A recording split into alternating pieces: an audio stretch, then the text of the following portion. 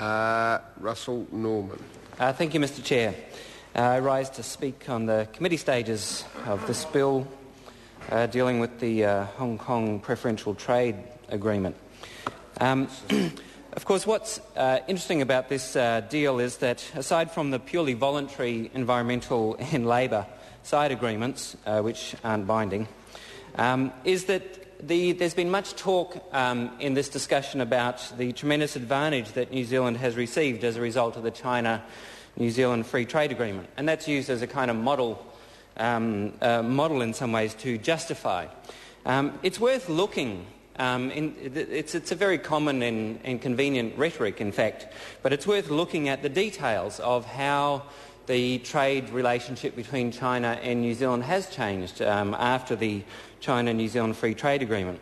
And for anyone who actually looks at the detail and tries to use this as an argument for all the different preferential trade deals the government's signing, including the one before us, what you'll see is, in fact, the big increase in New Zealand exports has been in dairy produce and in wood and articles of wood. And there's a very simple reason for that. What China really wants from New Zealand are these basic commodities. It wants dairy produce and it wants wood. It wants it for its booming commodity sector. It wants dairy. I'll go into dairy in a second.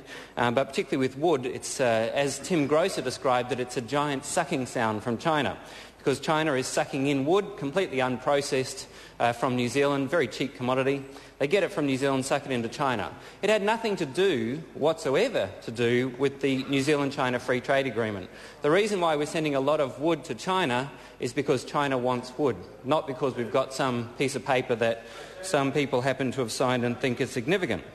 The second big increase has been in dairy produce. The reason, of course, there's been a big increase in dairy produce is because of the Sanlu disaster.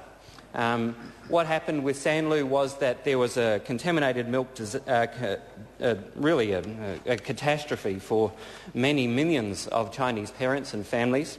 And as a result, they wanted clean green produce. The place they went to get clean green dairy produce was New Zealand, because they perceive New Zealand food products both to be environmentally sound, but they see that as also connected to being safe for their children. So the two great increases in exports from New Zealand to China have absolutely nothing whatsoever to do with the New Zealand-China Free Trade Agreement. So even though it's used constantly by those who support an ideological position in favour of free trade, the truth is the two big commodity increase exports in commodities to China from New Zealand have nothing whatsoever to do with the Free Trade Agreement. It's simply used to justify the ideology of it. I think in understanding our relationship with China, we have to not take a naive position. And I think a lot of the debate in this House is extremely naive in its attitude towards China. And I think the Sanlu disaster is actually a very good example of what happened there. Because what we saw with Sanlu was that the head of Sanlu, a woman called Tian Wenhua, was both the chairwoman of Sanlu but also head of the Sanlu Chinese Communist Party branch. The reason that she was chairwoman, of course, and head of the Communist Party for that factory were intimately connected. It is the Chinese Communist Party that is the puppet master that runs all of the large corporations in China, including Sanlu. And what happened in the lead-up to the Olympics in Beijing was that there was an edict from the propaganda department which said that you cannot discuss food safety issues in the lead-up to the Olympics. This is actually produced by the propaganda department. Each week in China, the Chinese Communist Party the propaganda department sends out a list of topics that will not be discussed in the media that week. And one of the issues that was not allowed to be discussed in the week leading up and the weeks leading up to the Olympics was food safety issues. So Ms Tian, who was the chairwoman of Sanlu,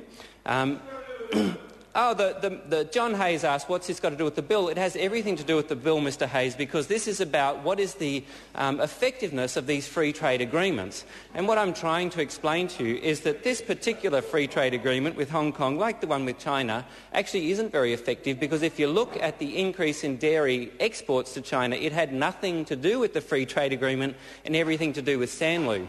And you can only understand Sanlu if you understand the way that the Chinese Communist Party controlled the company. So in the lead-up to the Olympics, they said, do not discuss food safety issues. So the chairwoman of Sanlu had the choice. She could either obey the Chinese Communist Party, which said, do not discuss food safety issues in the lead-up to the Olympics. Mr Chair. Jacinda Ardern. Thank you, Mr Chair.